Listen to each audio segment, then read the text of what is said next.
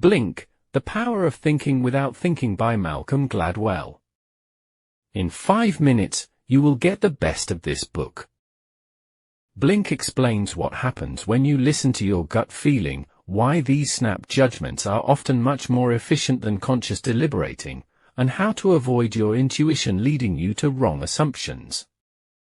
We recommend this book to a 16-year-old who tends to overanalyze situations at school and in her personal life, the 42-year-old talent scout who's trying to find the best artists, singers or soccer players, and anyone who was ever surprised by how prejudiced they were. I really wonder how one man can flip so many topics on their head. Malcolm Gladwell keeps changing the way we think in several, only loosely related areas. From success to human intuition to macroeconomic trends, his curiosity seems to know no boundaries. Do you think he decides his next book's topic in the blink of an eye, or rather deliberately after giving it some thought? While that's a question I can't answer, Blink can help you understand how your own intuition works, and when it's best to trust it, or keep analyzing. Here are 3 lessons about the surprising power of human intuition from this book.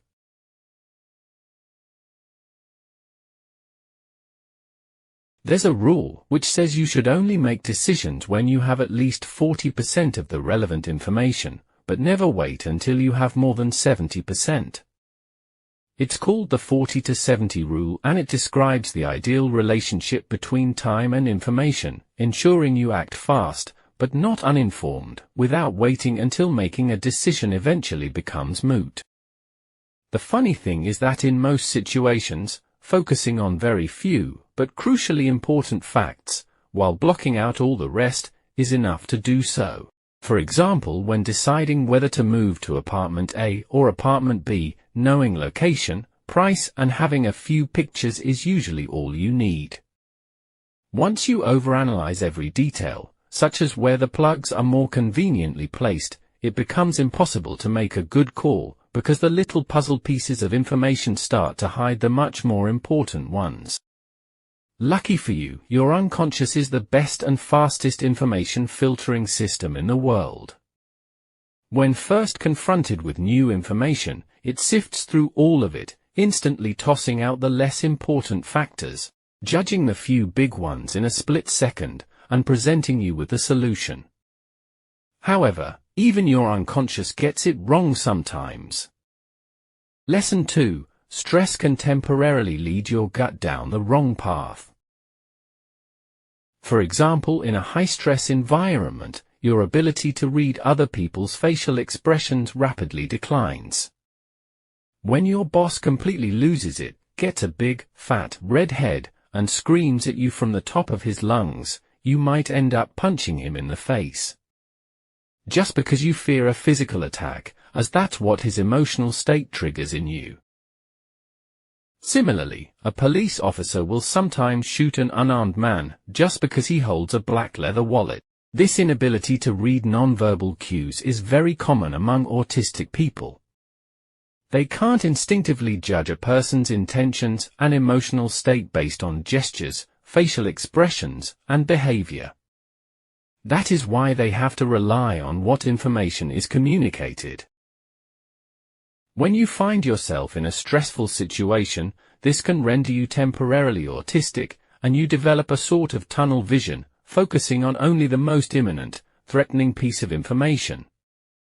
This will lead your gut to make the wrong call oftentimes, so it should be prevented whenever possible. If in a stressful situation, you should try to reduce the stress as quickly as possible. Take a walk to cool off, hide and breathe for a few minutes, or continue the conversation at a later point, to make sure your tunnel vision doesn't go into overdrive. Lesson 3. Use screens to filter irrelevant information in scenarios where your gut tends to be wrong. Apart from stressful situations, sometimes associations are forged so deeply in our brain that it's hard to turn them off, even though we might know they're wrong. For example, you might expect every Asian to be good at math, Fortune 500 CEOs as tall, white men, and good singers to be beautiful. That last one comes from the music industry. They artificially push a singer's visual image during performances, on album covers, and in music videos, until we start believing all singers to be beautiful. But if you're an agent for a record label, that's a problem. You're supposed to find the best singers, not models. In this case, it's good to create your own screens and filters. That's how you keep irrelevant information from ever reaching your brain in the first place.